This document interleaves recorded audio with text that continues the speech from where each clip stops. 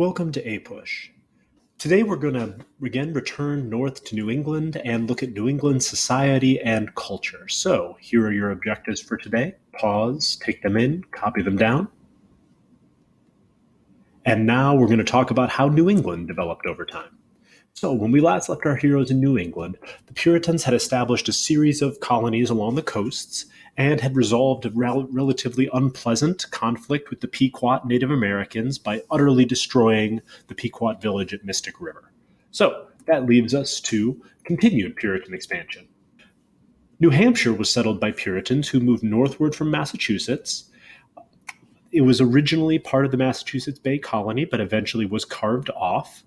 And again, it's going to simply be an overflow area. So all of the things that we know about the Puritans in Massachusetts Bay are going to apply to New Hampshire, except somewhat less strictly. So we've got a new colony up there in the north, New Hampshire, and they're going to be similar to Massachusetts in most ways.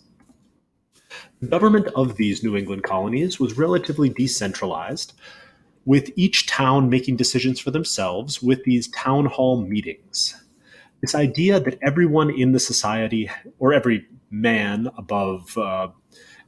who has come of age in the society should have some say in the government, goes all the way back to the Pilgrims, but it was a hallmark of New England society that decisions are made collectively in town hall meetings by having citizens of good standing vote.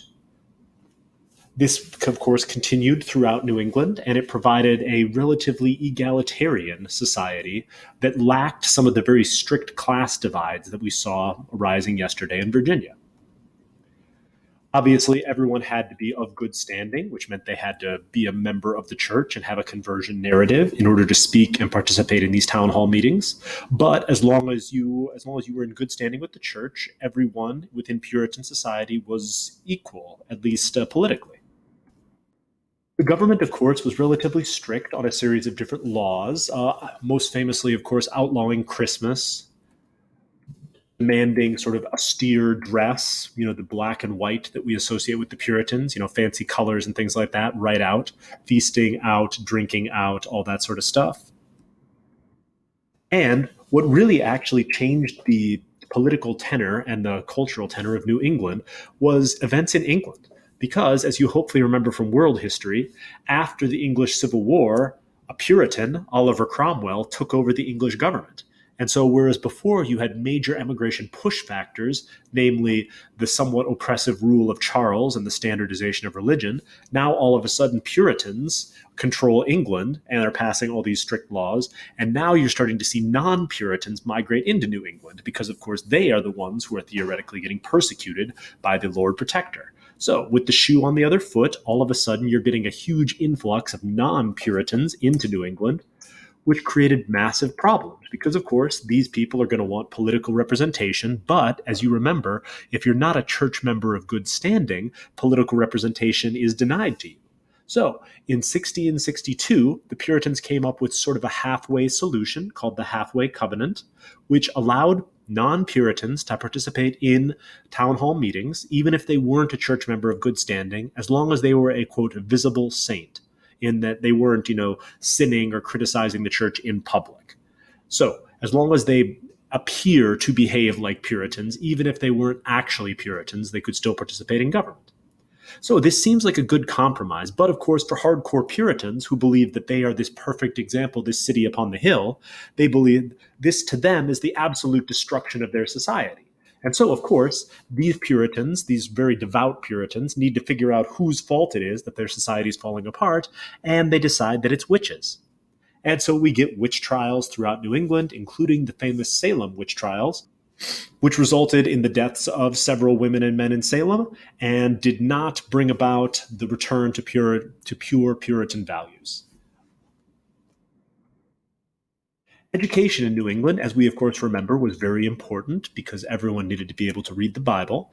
And so Puritan laws demanded that every town, which had 50 or more families, build a school. And so public education started in New England and was very ingrained in the northeastern part of the country. But elementary education was not sufficient anymore because The Puritans needed more ministers as their communities grew, especially as Puritan migration from England slowed down. And so the Puritans created their own school to train ministers, a school that called Harvard, which you might be familiar with. Shortly after the founding of Harvard, Puritans in Connecticut founded Yale, and very quickly we get the first colleges in the United States founded in New England. The economy of Puritan society was much more diversified than the Southern economy, which was almost exclusively based on the farming of cash crops. New England colonists participated in all of these economic activities, as you can clearly see here, but the most important were fishing, lumber, and shipbuilding, and eventually trade would also become central. So shipbuilding was probably the biggest industry in New England because England had already depleted many of their old large forests, and New England was relatively heavily forested. So the British Navy, or as the British Navy came of age, one of the factors that led to the British Navy becoming so powerful was the forests of New England. Trade was also central.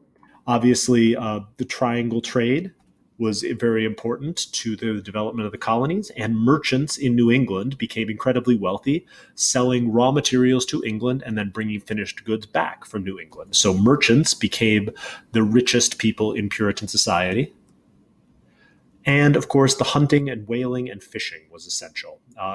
Whales, especially for valuable whale oil.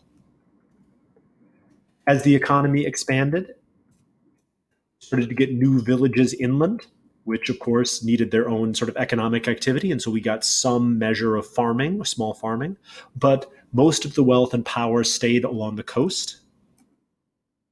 And as these colonies grew and expanded, you started to see some indentured servants come in, but nowhere near the level of indentured servants that we saw in the southern and the middle and southern colonies. It should also be noted that New England did have some slaves, but again, because they didn't have a cash crop economy, the number of slaves were far smaller than they were in the southern colonies. Here we see the regional exports, and it's mostly fish and whale oil, whereas in the middle colonies were the breadbasket and provided much more grain, and we'll get to the middle colonies a little bit later. And the southern colonies, the vast majority of their crops that they were shipping out were tobacco and then rice, which again we'll talk about once we get down to the Carolinas. So as the Puritans pushed westward, they again ran into Native Americans, and we get another large conflict. Obviously, the conflict on the frontier was pretty much ongoing, as Native Americans didn't really appreciate Puritans moving on to their land, and Puritans wanted to take the land from the Native Americans, and so, you get a series of massacres, which increases tension, and eventually a large-scale war broke out as King Philip, or Metacom as he was known, unified together a series of tribes to launch attacks on the Puritans to try to push them back out of New England. So King Philip's War was a year-long conflict in which the Native Americans attacked hundreds of Puritan villages, pushing Puritan society almost to the brink of destruction. The Puritans, of course, facing this crisis, looked for who was responsible, and of course it was witches, so we have another round of witch trials for the Puritans. The Puritans were really into blaming witches for things. But unfortunately for King Philip, the Puritans were able to counterattack. The Native American coalition was not as strong as King Philip would have liked it to be, and the increasing firepower of the Puritans was able to overwhelm King Philip and his forces. King Philip, or Metacom, was killed in battle, and his coalition fell apart, and very quickly the Native American population of the New England colonies dropped to approximately 0. So, our second round of conflict on the frontier, massive attacks from both sides, Native Americans lose, and they are forced out of New England. So, hopefully you're able to come up with satisfactory answers to these questions, and we're going to start branching out and moving into new colonies as we go forward. So, take a moment, make sure you can answer these in depth, and then we'll be back to introduce some other colonies and put more of the 13 colonies on the board.